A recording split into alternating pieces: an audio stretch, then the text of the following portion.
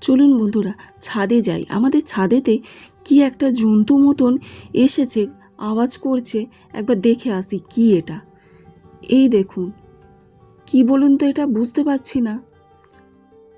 এই দেখুন, একটা ছোট মতন কি একটা জন্তু মতন, কাছে যেতে ভয় পাচ্ছি, যদি কামড়ে নেয় বা চিড়ে টিড়ে নেয়।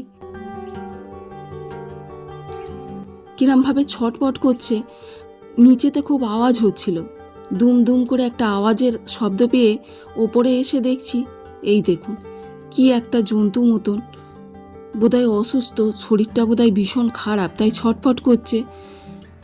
আপনারা যদি কেউ জেনে থাকেন এটা কি, আপনারা একটু কমেন্ট করে জানাবেন তো। মুখটা একটু কুকুরের মতন দেখতে, আর বডিটা যেন বিড়ালের মতন। এটি কি বোঝা যাচ্ছে না, আপনারা একটু কমেন্ট করে জানাবেন যদি জেনে থাকেন। বোধহয় খুবই অসুস্থ, ছটপট করছে চার পা তুলে, কি জানি। আমি একটু জল দিয়েছি ওর মাথাতে, দেখি কি হয়, যদি একটু সুস্থ হয়।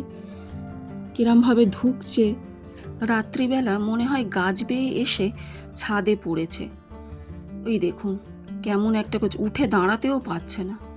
মাথায় একটু জল দিয়েছি, দেখা যাক কি হয়। চারিদিক দিয়ে ঘেরা তো, ছাদটা গাঁথা আছে, ও লাফিয়েও যেতে পারবে না যেহেতু অসুস্থ।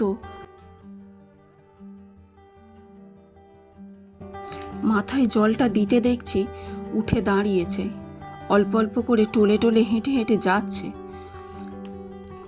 এই দেখুন একটু সুস্থ মতন হয়েছে জলটা দিতে। ধাড়িটা যদি না গাঁথা থাকতো না, ওদিকে পড়ে যেত। এই দেখুন, ধাড়িটা না গাঁথা থাকলে বাইরে নিচেতে পড়ে যেত। যাক, তবু একটু হাঁটতে পারছে। আর একটু সুস্থ হলে ও নিজে থেকেই এখান থেকে বেরিয়ে চলে যেতে পারবে।